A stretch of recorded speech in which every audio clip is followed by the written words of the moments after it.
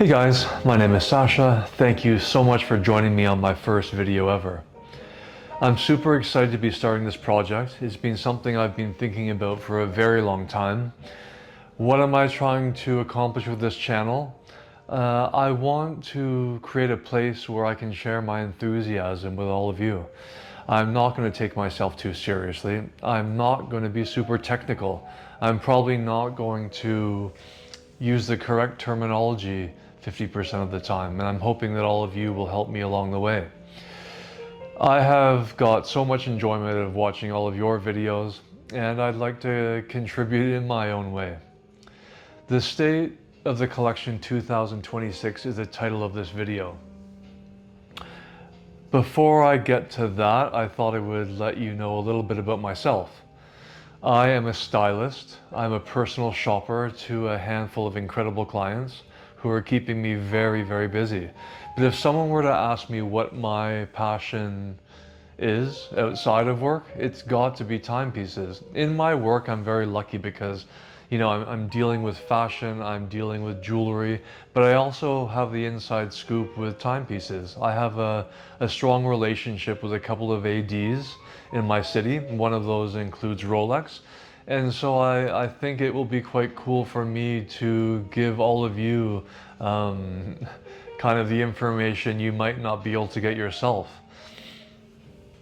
My timepiece journey started as a child. I had a father who wore a Rolex Air King 34mm. He wore that watch every day. He wore that watch for every occasion, whether it was jumping in the ocean, on a vacation, or mowing the lawn. I think those were the days where men truly did have a one-watch collection. Times have obviously drastically changed. I'm excited to chronicle my own watch journey. It has been a roller coaster. I grew up thinking that Rolex was the end all and be all, and strive to get that first watch. So anyway, without further ado, thank you once again for joining me on this first video, and let's get started with the collection.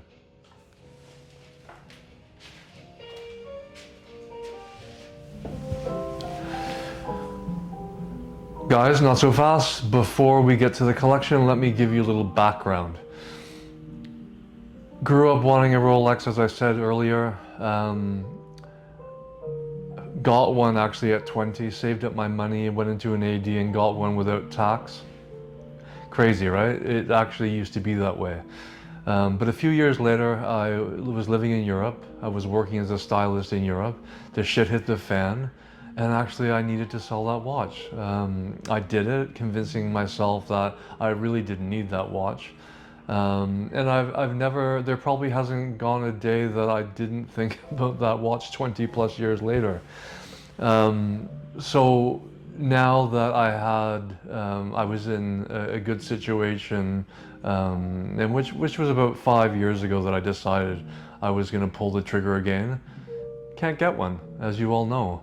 And so that just gives you a little bit of understanding about where I am now and my journey to replace the Rolex I lost 25 years ago. Let's go. Okay guys, here we are. Remember, this is not going to be a review of these watches. This is the State of the Collection video. I thought I would start off with a watch that means most to me. It was a gift from my girlfriend for my birthday that we celebrated a couple of years ago. So when I look at this watch, I obviously think of her. This is the Tudor Black Bay Chronos White Panda. This is an incredibly well-built watch. People sometimes complain about the dimensions, that it's quite thick, and it is. There's no denying that. I have a 7.75 inch wrist, and it fits quite perfectly, but definitely it may be a little bit too large for someone with a smaller sized wrist. I have to say, guys, when I look at this watch, when I have it on wrist, There's something that I appreciate about it more every time. The white opaline dial, the beautiful rose on the screw down crown. It's a fantastic watch, and if anyone is ever on the fence about this piece, I wholeheartedly recommend this watch. So, Tudor Black Bay Chrono. Watch number 2 is a watch I thought may be able to scratch my itch for a Rolex Submariner. But as many people say, it does not really, it just doesn't work. This is a fantastic watch. It's one of my favorite watches in this collection, but it's never going to substitute for a Submariner.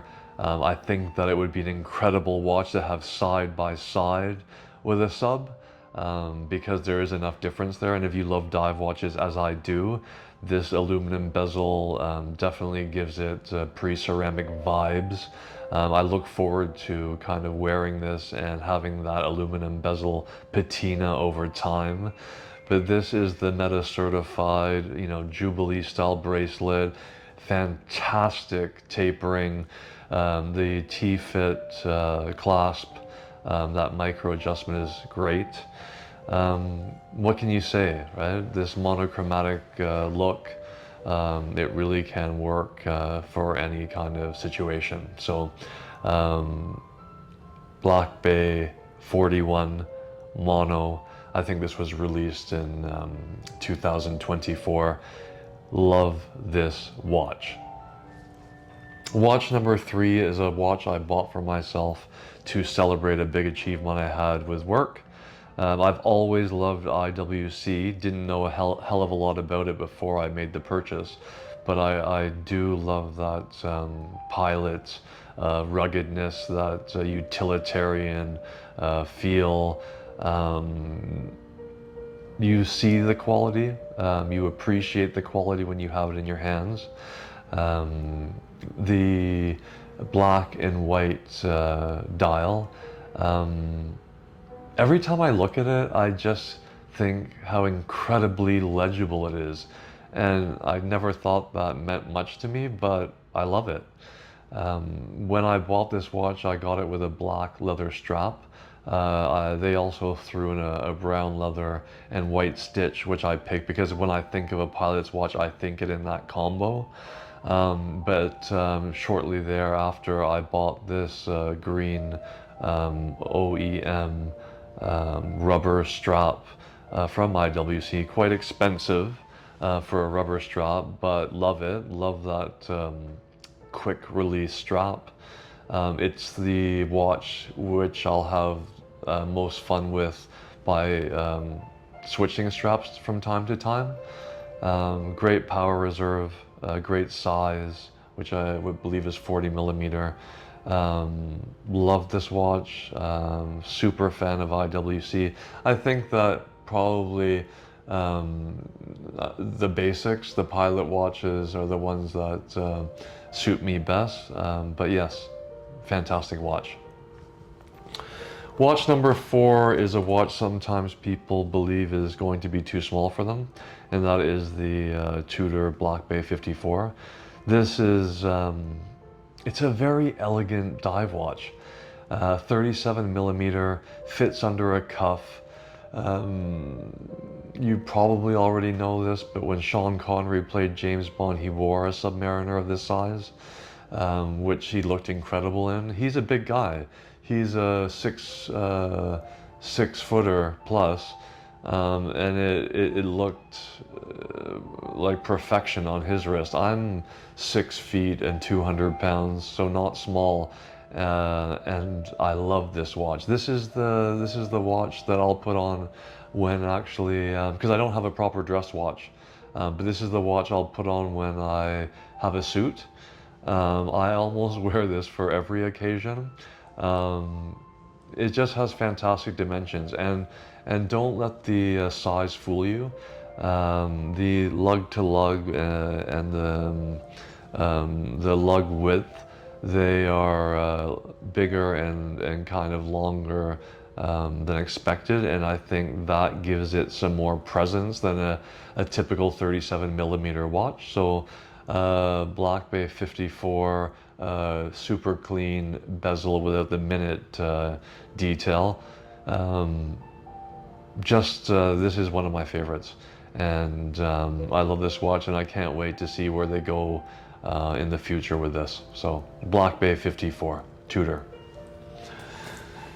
The fourth watch in my collection is a Seiko. Obviously everyone's got to have a Seiko in their collection. This is a watch I didn't know much about. I walked by a store, saw it in the window, and I went in, tried it on, and fell in love with it. This is the Seiko Presage Classic. Was released a couple of years ago. This is what I think of when I think of Seiko. It's as much as I love the Grand Seiko, this watch, I don't know, when I imagine, you know, they always talk about the Japanese overworked businessman, and I picture him wearing a simple kind of Seiko watch that he can wear for every occasion. This off-white coloring is fantastic. It has some texture to it as well, which I love.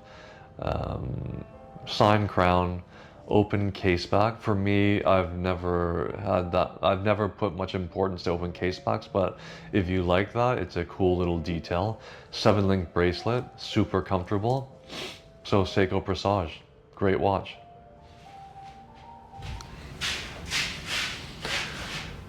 Guys, I wanted to take a second to thank each and every one of you for spending the time to watch this first video of mine. At this point, I'm not sure if anyone watched, so we'll have to see. I had so much fun creating it. I look forward to creating the next one. If you had fun, like, subscribe. I'd love to see you again. Bye for now.